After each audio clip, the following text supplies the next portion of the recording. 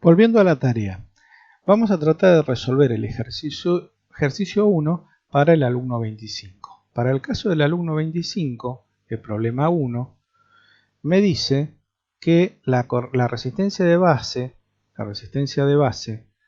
vale 350K y la de colector 680 ohm.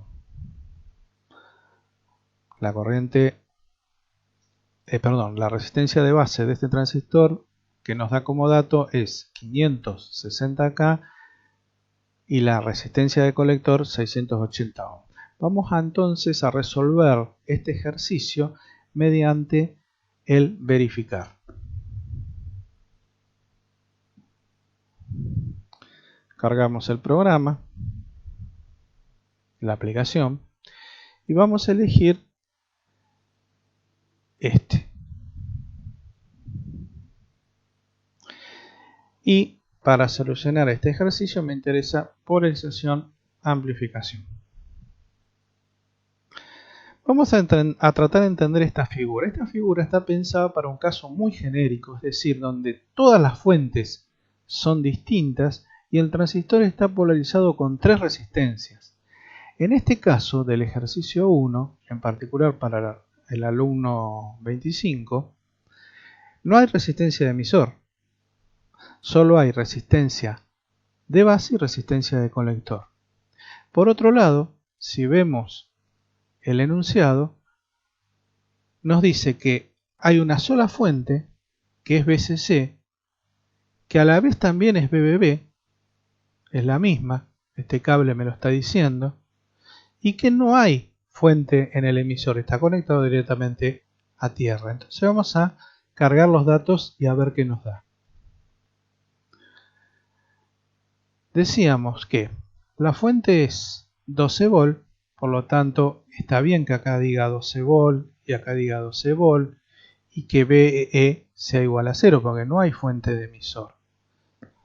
Busquemos, sigamos y vamos a cargar los valores de RB.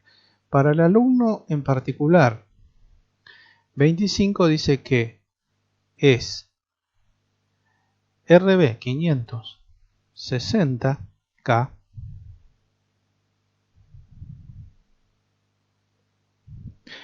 y RC 680 ohm.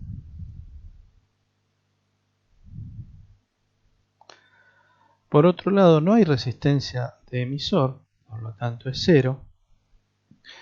Y el HFE, vamos a buscar el HFE a ver si me lo dan, dice que vale 200 para este transistor.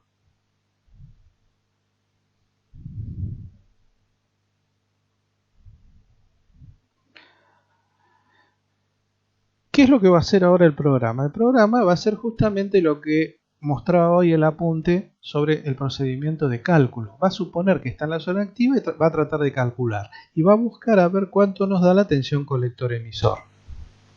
Tensión colector-emisor mayor que 0.7, transistor trabajando en zona activa.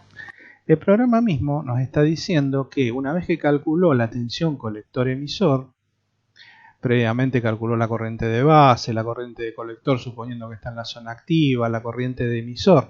La corriente de emisor es fácil porque la corriente de emisor es la suma de la corriente de base más la de colector, lo que es lógico pensando en Kirchhoff. Nos dice que la tensión colector-emisor vale 9,25 volt. Como es menor que la fuente y mayor que 0,7. Esto nos está diciendo que está en la zona activa. ¿Qué más nos pide este ejercicio? Bueno, este ejercicio nos pide las potencias disipadas por la resistencia, lo que es fácil. Calcular la potencia en una resistencia, por ejemplo en la resistencia de base, es fácil. Es multiplicar la resistencia de base por la corriente de base al cuadrado. La potencia de la resistencia de colector es la resistencia de colector por la corriente de colector al cuadrado. No hay resistencia de emisor, así que no hay que calcular nada con respecto al emisor, pero sí hay que calcular la potencia del TBJ. la potencia del transistor. La potencia del transistor tiene una fórmula que debemos recordar, que es esta. La potencia del transistor es el producto de la tensión colector-emisor por la corriente de colector. Y esto es válido siempre. No importa en qué zona de trabajo esté. Siempre la potencia de un transistor es la tensión colector-emisor real por la corriente de colector real. Que en este caso la aplicación lo calculó y me dice que es 37,39 miliwatts. El ejercicio en particular de esta tarea pide que ustedes capturen las pantallas donde está la información que pide el ejercicio. Entonces, evidentemente voy a tener que capturar las pantallas donde aparece la corriente de base, la corriente de colector, la tensión colector-emisor, las potencias y decir en qué zona de trabajo está. Que en este caso la aplicación me lo dice, que está en la zona activa. En este caso la aplicación me lo dice que está en la zona activa.